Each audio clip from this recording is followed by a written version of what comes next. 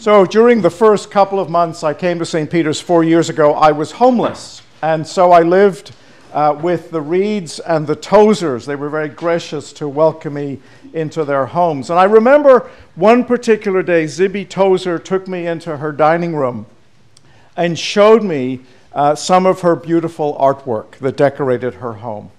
And uncharacteristically, there was a moment when Zibby couldn't find words. There was a kind of odd moment, a kind of holy moment that she was looking at something sacred. And of course, we were looking at a Jessica Tcherepnine.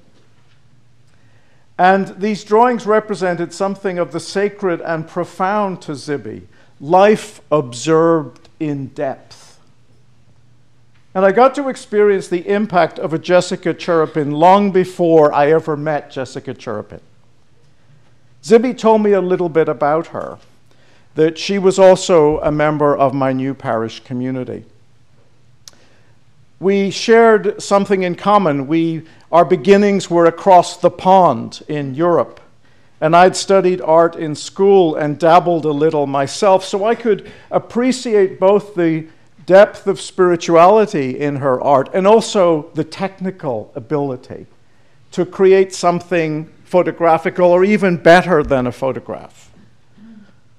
This amazing ability, remarkable. And speaking of life across the pond, some of you may be familiar with the series Doctor Who. Remember Doctor Who? Of that old police telephone box, 7x4, with a blue light flashing. You know, kids will ask me now, what's a police telephone box, Father Albert? But I was brought up on Doctor Who. And this time machine, Doctor Who would travel through time, and this little tiny police telephone box inside was this vast spaceship, as big as anything in Star Wars. And St. Peter's, my new parish, I would discover was a similar illusion. St. Peter's disguises itself as a little country church on a dirt road, the only dirt road left in the Diocese of New York. But it's also akin to the TARDIS, Doctor Who's spaceship. Inside, it is a very complicated network of extraordinary people who have or are doing pretty amazing things with their lives, usually very understated and hidden. And Jessica was very much a part of the crew of the spaceship St. Peter's.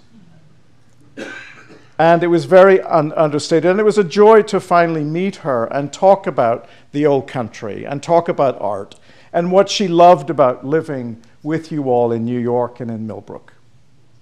Her soft English accent and graceful manner also reminded me of a different time and a place that we had both left long ago. I smiled and thought of that wonderful Garrison Keillor aside describing his love of the Episcopal Church. Attending a service, he says, in that Shakespearean cadence of the Book of Common Prayer was like a Sunday morning nip across the pond for a quick holiday, and you're still back in time for lunch.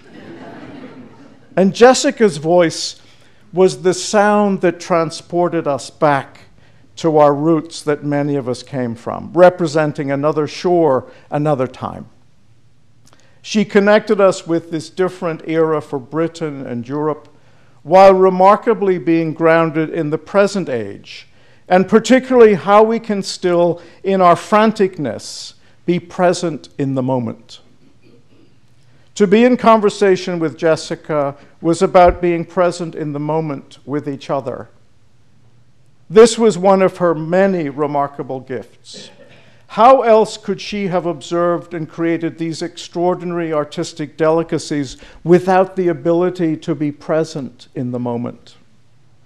Most of us look at a flower or a root and we don't give it a second thought, or we admire the pretty colors of the blooms, but Jessica was an engineer as much as she was an artist. She was fascinated with how this thing worked, how it gestated in the earth and fed itself with little tiny sinews of roots, and how it became sexy to the birds and the bees. And this amazing combination of the obvious exterior beauty with all of the detail of how it worked, even in the darkness of the damp, cold earth, She rooted it out and looked at it, awesome, and had the audacity to recreate it. And one might call this experience the subject's true impression. Saul Bellow gave a lecture in 1976 on science and art, a Nobel lecture, and he said this: "Only art penetrates what pride, passion, intelligence, and habit erect on all sides. Only art penetrates the seeming realities of this world. There is another reality," he says, "the genuine one, which we lose sight of. This other reality is always sending us hints, which without art we can't receive." Proust calls these hints our true impressions. The true impressions, our persistent intuitions, will without art be hidden from us, and we will be left with nothing but a terminology for practical ends, which we falsely call life. So artist, engineer, scientist, time traveler, truth seeker. Like the TARDIS of St. Peter's, there was much, much more going on inside this one human being than what appeared on the surface. I would later learn other things about Jessica, and at your feet, all these beautiful kneelers, that she was the architect, the designer for these beautiful pieces of art that decorate St. Peter's, and how much she influenced the way in which flowers, another very important way in which we worship and glorify God in this place, a way in which the flowers, and she influenced people like Betsy Battistoni, who arranged the flowers for today. I call them Jessica's flower children. They were very much influenced by this ability to see deeper into the very being of a plant or a twig or a flower. And she once said, "You have to paint what speaks to you. You have to paint what speaks to you." There is another contemporary New York artist, Ross Bleckner, who discovered this constant theme in his work that spoke to him, where he observes the transitory nature of life. Transformation. This becomes one of his most important themes. And he is perhaps, those of us who lived through the AIDS crisis remember, as an artist, he depicted that terrible moment of loss when so much talent and beauty was just taken from us. His famous phrase, "When someone dies, a library is burning," still speaks to me. And at its heart, it asks that very deep existential question: why do we have to go through this? Why do we have to lose what seems to be so creative and beautiful? And I know that's on our minds today as we think about the talent and the beauty and the love of this one individual, and why did she have to go through what she went through, and so much was taken from her. And Bleckner deals as an artist with that question, and he protects the question. You know, the artist, it's one of the few vocations that it is about protecting the questions in an age of we want instant answers. We're all kind of religious and secular fundamentalists. And the artist won't allow us to go there. And often the life of the artist herself can demonstrate this countercultural focus. Bleckner begins this fascination of the process where life is fragile and begins to decline. He becomes fascinated with cells and cancer, and he represents in his art things that we would rather not look at. He looks at the process of growth as well as of decay and decline, under this overarching theme of the mystery of transformation of all living things. Bleckner's paintings often begin with images of something tangible or representational, like a flower. Then, in a process of destruction, abrasion, building, then forgetting, he scrapes part of the image away. He layers more paint over it. He adds symbols, geometric elements, color fields, and more layers of paint. And this process of adding, deleting, obscuring, and revealing results in something akin to an apparition. What begins as an exploration of something real melts away into something symbolic and dreamlike. And Blechner's finished works are often manifestations of the process that creates them. They're images of creation and decay, action and memory, partnership and dissolution, loss and gain. And he once describes this process when the picture's finished. He says, "I've always been amazed by what's not there anymore." I've always been amazed by what's not there anymore. In the same way that an underpainted layer affects and illuminates the colors on top, the memories or ghosts of what is not there anymore in Blechner's paintings affects and illuminates what is. Though it may not be obvious or easy to understand, what's missing gradually becomes what's gained. So I see this as a great theological truth, actually. What Blechner is describing is a theological truth. As we celebrate Jessica today, she entered into a relationship with subject where her gifts of observation, presence, and representation were themselves transformed by her own neurological decay, what was taken away. And she would become herself her own subject. And the last 4 years of her life was her greatest work of art. The artist, more than the Christian in her, understood the cost of this process. Somehow she integrated those two aspects of her being. What's not there anymore? Though it may not be obvious or easy to understand, what's missing gradually becomes what's gained.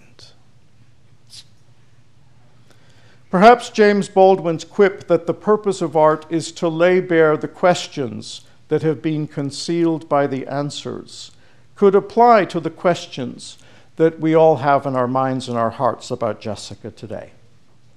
The master Picasso believed that every act of creation is, first of all, an act of destruction. Another artist, Alex Gray, compares artists to phoenix. Artists are like the phoenix.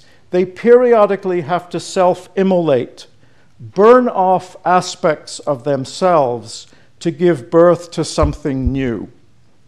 The blank canvas demands you exceed yourself, and most of the time you fail. Transformative art must express something beyond where you are. It demands that you grow beyond your current self. This is where the artist's angst and the pain of transformation coincide. You reach towards the true, the good, and the beautiful, and become a better person through the struggle. And this is the only thing that makes sense to me about Jessica's story. This is the only thing that makes sense to me. And when I finally met Jessica, all of these factors were hidden yet growing in the petri dish of her soul. As an artist, she knew the pain and the ecstasy of the creative process. Yet how could one be prepared for this last great piece of art? This was so different and had transcended all that she had accomplished before. For someone whose life and art had been about attention to the detail and needing enormous patience and control to capture these little tiny images of root and stem like a tiny coconut hair, for her to lose that ability to capture and control was the ultimate destruction. And how painful and confusing this all was for her. And even her love of gardening and nature, that became too difficult and dangerous, and she had to learn again to see nature and appreciate it without capturing it for others. A friend noted on one of her many visits, I love the way she would hold these little salons where we would be invited to tea, and her energy was amazing. But over one of these visits, a friend said that she couldn't go out in the garden, but she took a deep breath to just take it all in. her fear of losing sight and voice, that she could only be again in the moment of things we just take for granted. A deep appreciation. And she was kind of living her own apocalypse. She struggled with the idea of faith in a God who would allow this to happen. She even thought it might be a kind of punishment, which is totally normal to think that. She had to destroy the Sunday school God of the vending machine in the sky where you put your quarters in and you make your deal with God and out comes the goodies. She had to destroy that because it doesn't work. Every act of creation, first of all, is an act of destruction. The blank canvas is always terrifying, but we begin the first pencil strokes and we leave it and we come back to it and we struggle again to create a true impression, her new reality. And she also had to destroy her idea of faith. Because like so many of us, we think that faith is about certainty and knowing and it's all crystal clear, but that's not faith. She was too honest to buy into that kind of superficial falsehood. She learned to see and experience the delicate sinews of faith. Faith is finding oneself alone in a cold, dark hallway, and once you've caught your breath and stilled your pounding heart, you move one foot in front of the other and feeling the walls for some sense of bearing, and then you find that there are other kindred spirits with you. They hold your hand. They gently push you in a wheelchair when you cannot go forward. Jessica discovered this real faith. We talk glibly about the faith of the church, but in the end, it's about the faith of the community. And Jessica gave us faith, and we gave her faith.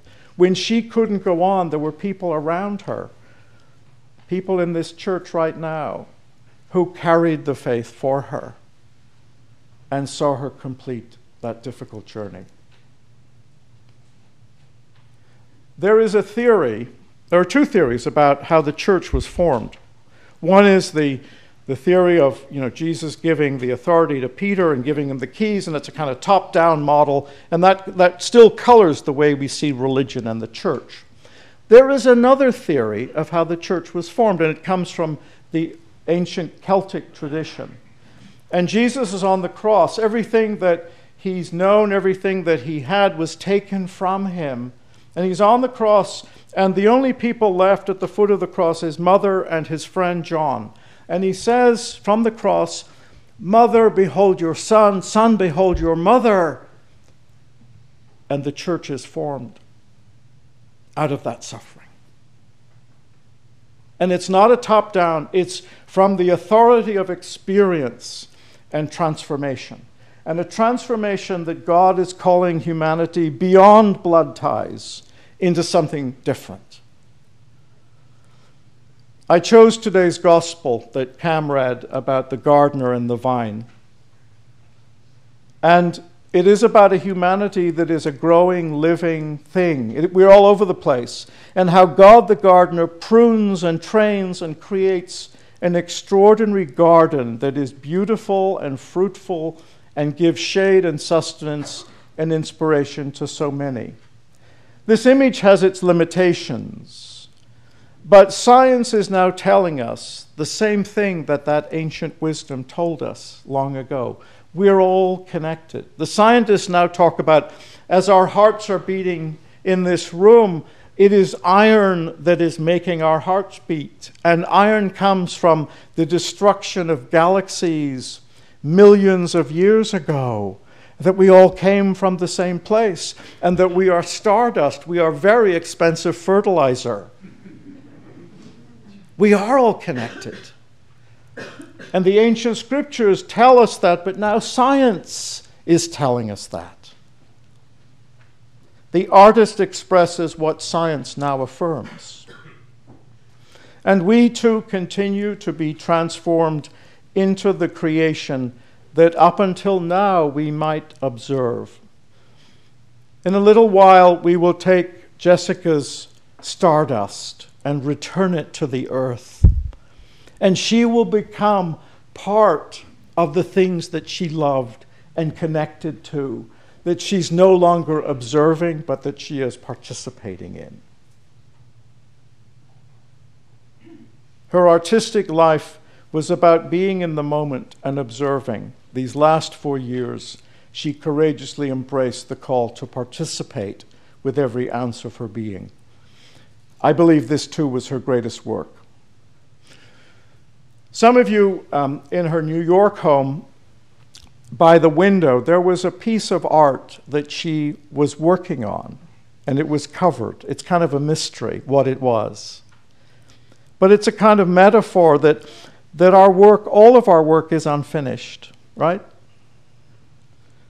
And here this unfinished work is surrounded by these paintings that inspired her and influenced her. I loved when she took me on a little tour of all the people that mentored her and that inspired her. And you get to see again, the connection that we all have.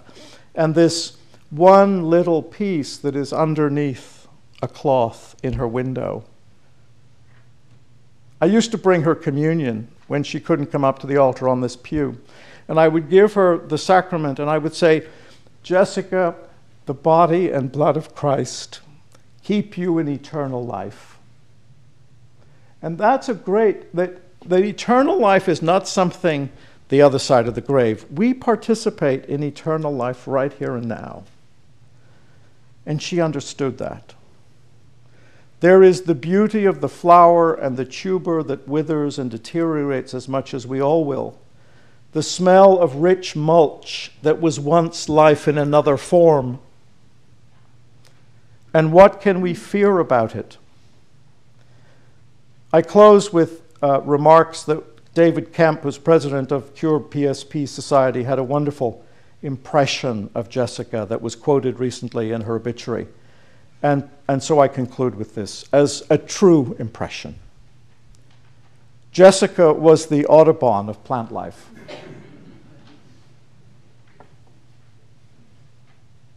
Amen.